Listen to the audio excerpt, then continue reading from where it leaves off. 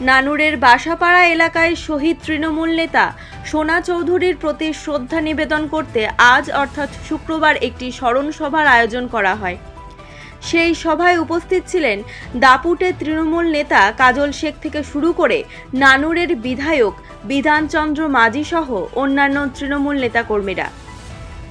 এই সভায় বক্তব্য দেওয়ার সময় কার্যত বিস্ফোরক বক্তব্য দেন জেলা সভাধিপতি তথা তৃণমূল নেতা কাজল শেখ। তিনি বলেন, অনেক বড় বড় নেতা এখন উঠছে, যারা বড় বড় ভাষণ দিচ্ছে, বলছে নানুরের এই করেছি ওই করেছি।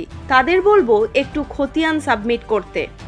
আবার কোনো নেতামন্ত্রী নতুন উঠছে, তারা দলীয় কার্যালয় থেকে বসে বড় বড় ভাষণ দিচ্ছে। তাদের বলবো তোমাদের ব্যাকগ্রাউন্ডগুলো একটু তুলে ধরো। দলটা কাজল শেখ 1993 সাল থেকে করছে। অনেক মিথ্যা কেস আমাকেও দেওয়া হয়েছে। তৃণমূল নেতা কাজল শেখ এই ধরনের বিস্ফোরক বক্তব্য কাদের ইঙ্গিত করে দিলেন, সেটা এখন সবচেয়ে বড় প্রশ্ন।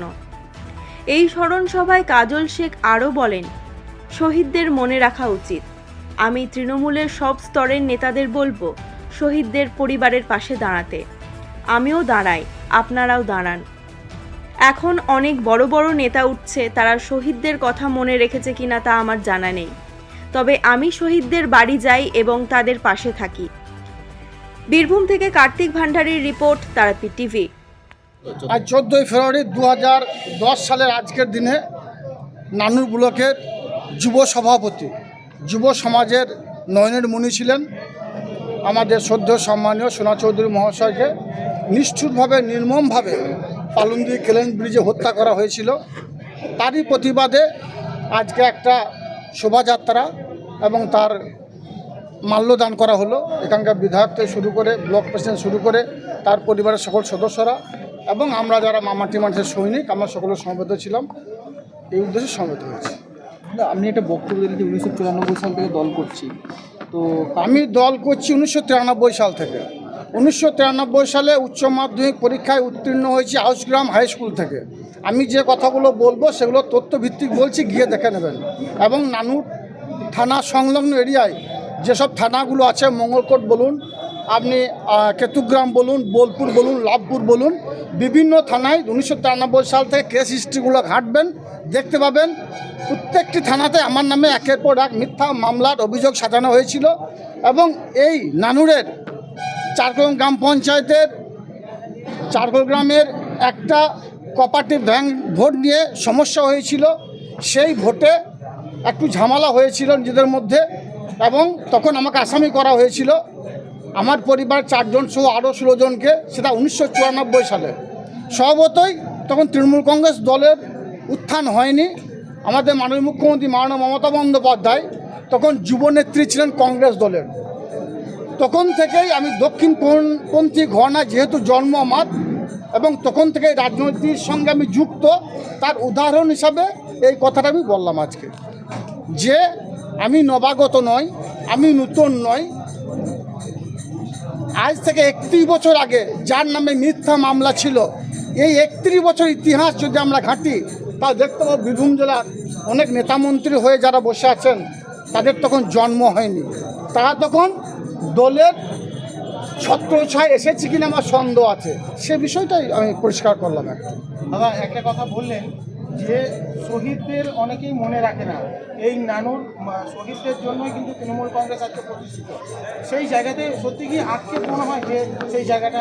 অবশ্যই, যেহেতু আমি একজন শহীদ পরিবারের সদস্য, এটা আক্ষেপ হওয়ারই জায়গা। কারণ নানুরের 11 জন সুপ্রিয় শহীদ হয়েছিল। আমাদের মাননীয় মুখ্যমন্ত্রী মাননীয় মমতা বন্দ্যোপাধ্যায় প্রত্যেকের কর্মসংস্থানের ব্যবস্থা করেছেন। তারপরে যে 16 জন শহীদ হলো, তাদের কথা কে মনে রেখেছে, কারা মনে রেখেছে? কেউ মনে রেখেছে বলে আমার মনে হয় না। সেই শহীদ পরিবার যাদের অবদানে, যাদের রক্তপিচ্ছিল পথ অতিক্রম করে এই নানুর বিধানসভা পরিবর্তন হয়েছে, তাদের স্ত্রীরা, তাদের ছেলেমেয়েরা খেতে পাচ্ছে কি পাচ্ছে না, কেউ দেখে বলে আমার মনে হয় না। তাদের পরিবারগুলো কি অবস্থায় আছে? আজ অনেকে বলছে আমি অত বড় নেতা, অনেক বড় নেতা, কিন্তু তারা তাদের খোঁজ রাখে বলে আমার মনে হয় না। কিন্তু রাখা উচিত। আমি প্রত্যেকটি পরিবারের পাশে যাই। আজকে সোনা চৌধুরী যার জন্যে নানুর বিধানসভা তৃণমূল কংগ্রেসের ইতিহাসের একটা অধ্যায়ের সমাপ্তি হয়েছিল, যখন তাকে নিষ্ঠুরভাবে নির্মমভাবে হত্যা করা হয়েছিল। তার সহকর্মী ভরত মাঝি আমাদের পাশে দাঁড়িয়ে আছেন, তার জন্য কবর খুঁড়া হয়েছিল, কিন্তু সেই ভরত মাঝিকে কজন মনে রাখে? কিন্তু আমি কথা বলবো, নানুর বিধানসভা মানুষ ভরত মাঝিকেও সম্মান দিয়েছে, তাকে থুপসা গ্রাম পঞ্চায়েতে প্রদান করেছে। এইভাবে অনেক শহীদদের সম্মান দেওয়া হয়েছে। এখন অনেক আছে যারা সম্মান পায়নি, এখন অনেক আছে যাদের আক্ষেপ আছে, তাদের পরিবারের পাশে কেউ আসে না, তাদের কেউ জিজ্ঞাসা করে না। যদিও নানুর বিধানসভার যারা মামাটি মানুষের সৈনিক আছে, আমরা সকলে সেই পরিবারগুলোর পাশে যাই। যেদিন তাদেরকে শহীদ করা হয়েছিল, যেদিন তাদেরকে নিষ্ঠুর নির্মমভাবে হত্যা করা হয়েছিল, যেমন আজকে এসেছি সেইভাবেই সেই পরিবারগুলোর পাশে আমরা যাই। আমার আক্ষেপের বিষয় একটা, আমিও শহীদ পরিবারের সদস্য, আমারও বাবাকে খুন করা হয়েছে, আমার দুই দাদাকে খুন করা হয়েছে, কিন্তু অনেক জেলার বড় বড় নেতা আছে, তারা নিজেদেরকে বড় বড় নেতা বলে দাবি করে। তারা বলেন নানুর এই করেছি ওই করেছি, তাদেরকে বলবো একটু খতিয়ান সাবমিট করতে।